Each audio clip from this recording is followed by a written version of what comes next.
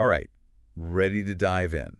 Today, we're tackling the British Empire, its rise and fall, the whole shebang. Sounds ambitious. It is. We've got a visual chronicle, actually. Whoa, interesting. Yeah, centuries of history. Wow. From those early shaky beginnings to becoming this global power and then, well, the decline. The sun setting on the empire, as they say. Exactly. I'm already intrigued by this chronicle, just glancing through it. It seems to go beyond the usual dates and names. Really? It actually delves into the stories of, everyday people. Oh, I see. Like their motivations, their struggles, how they were impacted by the empire. That's a great angle. Yeah, it really humanizes the whole thing. Okay, so let's rewind all the way back.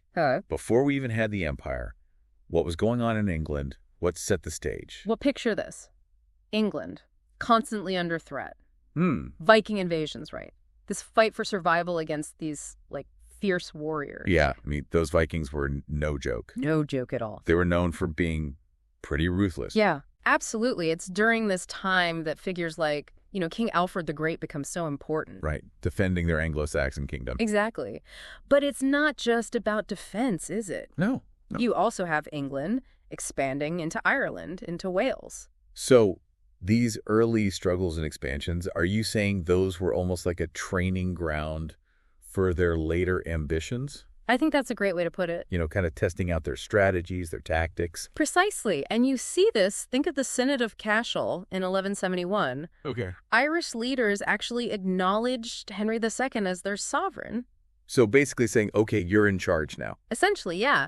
It made Ireland England's first colony. Wow, that's significant. It really is. It's like this early foreshadowing of how they'd approach empire building later on, but on a much, much grander scale. So Ireland as a sort of testing ground for colonial strategies. Anyway, yes. And it wasn't all peaceful, obviously. Oh, definitely not. There's this underlying current of, dominance, control. Absolutely. And then, as we move into the age of exploration, things start to shift even further. Right, we're talking about those daring voyages now. Yeah, those voyages, they were fueled by a mix of things.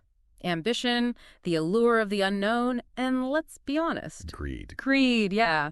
Okay, so now we're talking about guys like Christopher Columbus, John Cabot. Exactly. They were charting new territories, pushing boundaries. I've always wondered, why were the English so determined to send explorers westward?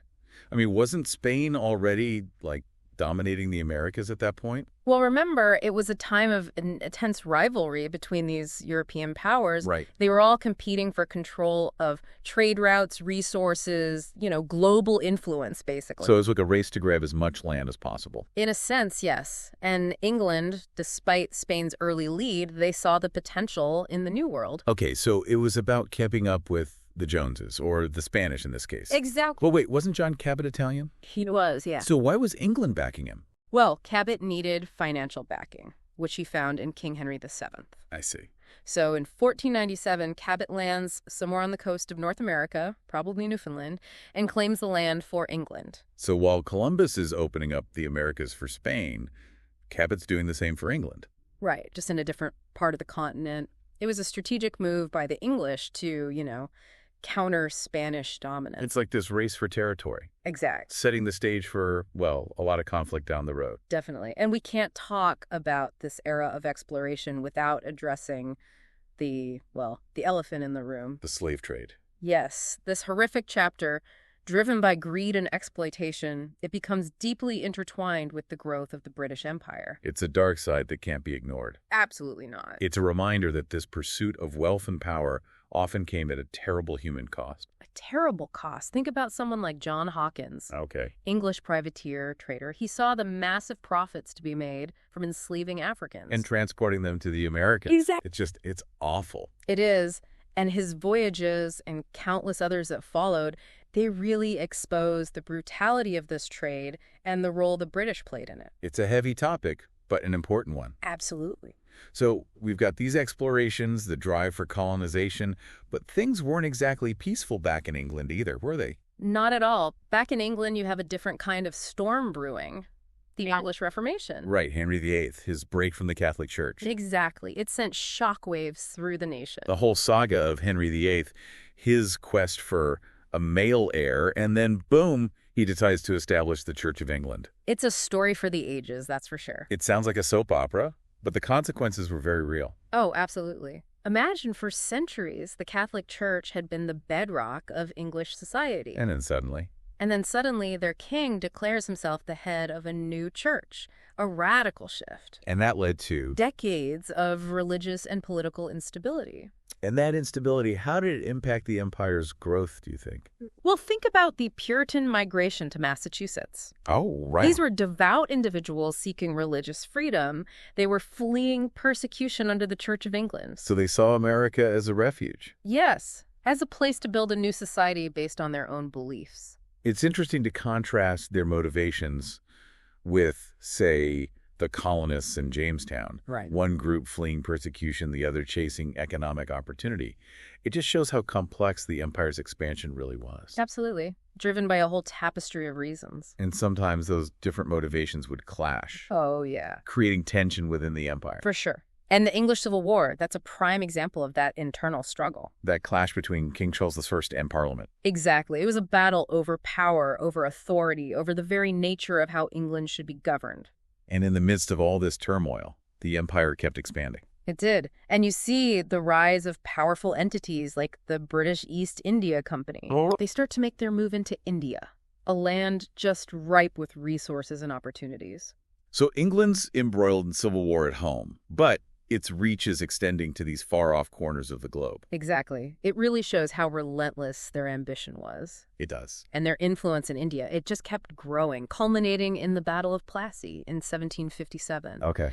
This victory against the Nawab of Bengal basically gives the British control over this incredibly valuable region. It's a pivotal moment, wouldn't you say? Oh, absolutely. It sets the stage for their dominance in India for centuries to come. It's amazing how they managed to juggle all of this, the internal struggles in this ever-expanding empire. But as the British Empire expanded, so did its rivals. Right. The 18th century was a period of just constant global conflict. European powers were clashing, vying for supremacy. So it's like one challenge after another for the British. Right. It's remarkable how they not only survived, but actually thrived in this environment. Their resilience, their strategic thinking, those were definitely key factors. Absolutely. But those challenges, as we'll see, they only become more complex.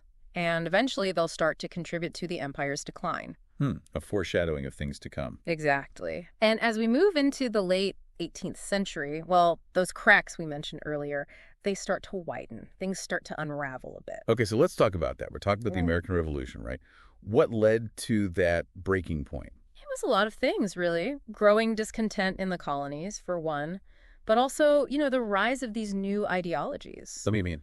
Ideas about self-determination, individual liberty, things like that. So it was about more than just taxes. Oh, much more. Think about that slogan, no taxation without representation. Yeah, iconic. It wasn't just about the money. It was this fundamental belief that they deserved a voice. A voice in their own governance. Exactly. It was like a clash of worldviews. The colonists saying, we want to govern ourselves, and the British clinging to their idea of imperial control. Right. And that clash ignited a firestorm. And then you have the Declaration of Independence. Wow.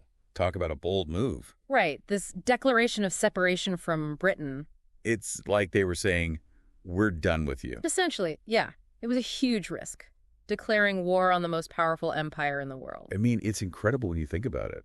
The audacity of that act. It really is. It reminds me of those early Viking raids we talked about. Oh, yeah. A smaller force, a perceived underdog, challenging this dominant power. Except this time the stakes were even higher. Much higher. Right. And those colonists, they were willing to risk everything for their ideals. They formed their own army, fought battles. And ultimately won. With some key alliances along the way. Speaking of alliances, the Battle of Saratoga, that was a turning point, wasn't it? Oh, absolutely. That's the one that convinced France to join the war. On the side of the Americans. Exactly, giving them that crucial support. It's like global politics is a chessboard, with everyone making strategic moves. That's a great analogy. The American Revolution, it wasn't just a local conflict. Oh, no. It had ripple effects across the world. So what about the aftermath? Losing the American colonies, that must have been a huge blow to the British. It was. It forced them to rethink their strategies, They shifted their focus elsewhere. Like to India. Exactly.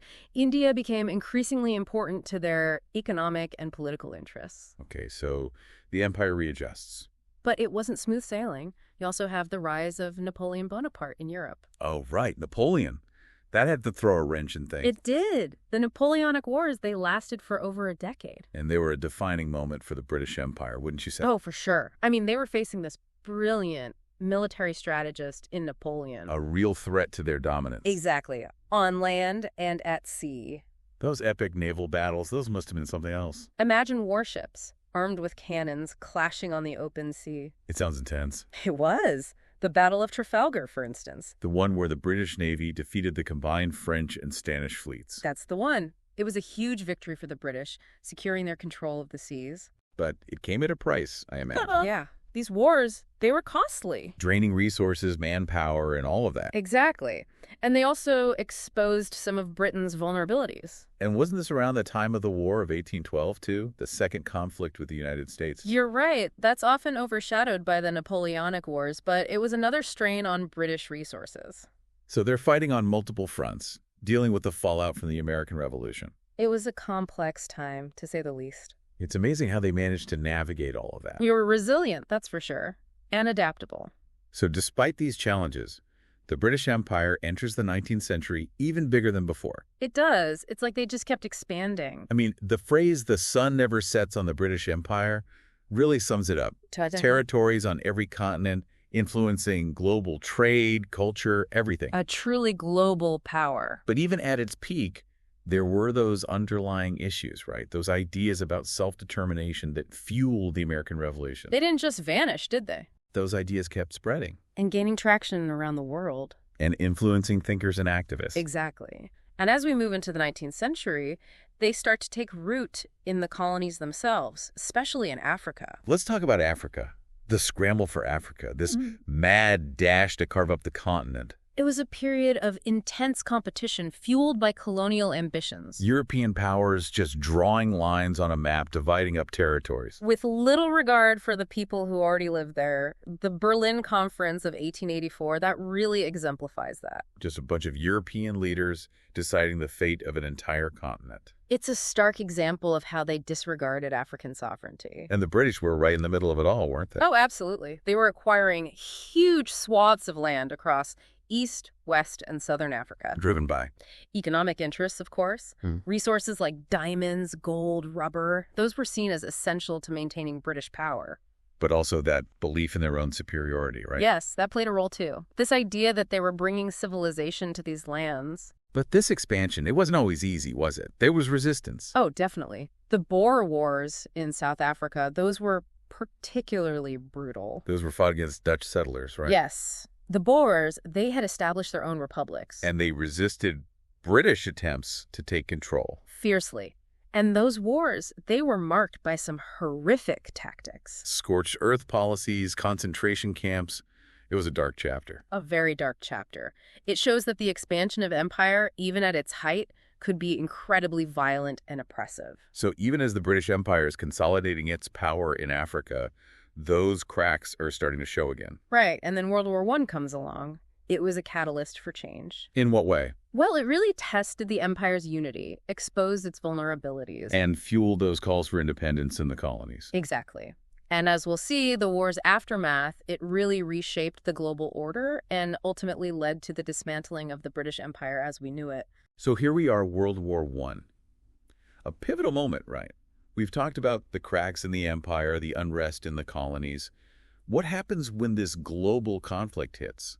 It's a real turning point, you know? Yeah. For the British Empire, World War I becomes this test of unity, of loyalty. Even you have millions of soldiers mobilized from all corners of the empire. Yeah. India, Canada, Australia, Africa, all fighting for this cause. A cause that was presented as, what, a defense of freedom and democracy? Exactly. But it's a bit ironic, isn't it? How so? Well, you have soldiers from colonized lands fighting for freedom, while back home, their own people are denied basic rights. You're right. That contradiction wasn't lost on many of those soldiers. They see the horrors of war firsthand. And they return home with this, heightened sense of nationalism. A stronger desire for self-determination. Precisely. So the war, in a way, it kind of fuels those calls for independence. Absolutely. Look at India, for example. Okay. The war really energized the independence movement there. Right, with figures like Mahatma Gandhi. Gandhi, with his philosophy of satyagraha, Meaning? truth force or soul force, it advocated for nonviolent resistance against British rule. So a different kind of fight. Right. Peaceful protests, boycotts, civil disobedience. It's amazing to think how such a seemingly passive approach could actually challenge an empire. But it did. It resonated with millions of Indians. They saw it as a moral struggle. Exactly. A way to assert their dignity and demand their rights. And this movement, this spirit, it was happening in other parts of the empire too, wasn't it? Oh, definitely. We talked about Ireland before. Yeah, their long history of resistance. Well, just after World War I ends, the Irish War of Independence erupts. Fueled by centuries of resentment. Exactly. A desire for self-rule. And it was a brutal conflict. With the IRA engaging in guerrilla warfare. Right. So even as Britain is celebrating victory in World War I, they're facing these mounting challenges within their own empire. And those challenges, they just keep growing in the period between the wars. Okay, so we're talking about the 1920s and 30s now. Yes. You have new ideologies emerging. Like communism and fascism. Exactly. They're challenging the old order, the old ways of thinking. Plus, the global economy is in turmoil. And the British Empire, weakened by war, is struggling to maintain control. It's a recipe for, well, more upheaval. And then, of course, World War II. Another global conflict, even more devastating than the first. And the impact on the empire. It was profound. World War II, while a victory for the British and their allies, it really drained their resources. And weakened their global standing. Absolutely. I mean, once again, you have soldiers from across the empire fighting in a war that, for many of them, didn't feel like their own. That's right. And meanwhile, back in the colonies, the desire for independence is only getting stronger. Right, because the war really shifted the global balance of power, didn't it? Yeah, it did. You have the rise of the United States as a superpower. And the Soviet Union's influence is expanding. Exactly. The old European empires, they're in decline. The British Empire included. Despite the victory. So World War II really sets the stage for the final act. The dismantling of the empire. And that begins with India gaining independence in 1947. a landmark moment. It was. It marked a real turning point in the history of the British Empire. A bittersweet victory, though, right? Absolutely. The partition of India and Pakistan, the violence, the displacement. All those tragic consequences. It's a reminder that the end of empire is rarely clean and simple. It's complex, messy, and often painful. And India's independence, it was just the beginning. It set off a chain reaction. Colony after colony gaining independence. One by one. And the British Empire, as we knew it, well, it ceased to exist. As each nation forged its own path. Carrying with them the legacies of colonialism. Both positive and negative. It's been quite a journey, hasn't it? From those Viking raids to the sun setting on the British Empire. What a story. Centuries of history, ambition, conflict, and ultimately transformation. And it's not just a story about the past, is it? The legacy of the British Empire, it's still very much with us. Oh, It shaped cultures, languages, political systems around the world. and it raises questions about power, identity, the impacts of colonialism. Questions we're still grappling with today. So what can we learn from all of this? That's the big question, isn't it? How do we understand this legacy, both the good and the bad? It's complex, that's for sure. The history of the British Empire, it reminds us that the past is never truly past. It's woven into our present. And it's up to us to learn from its complexities. Well said. It's been an incredible deep dive, and I think we've all gained a deeper understanding of this vast and often contradictory empire. I agree. Thanks for joining us.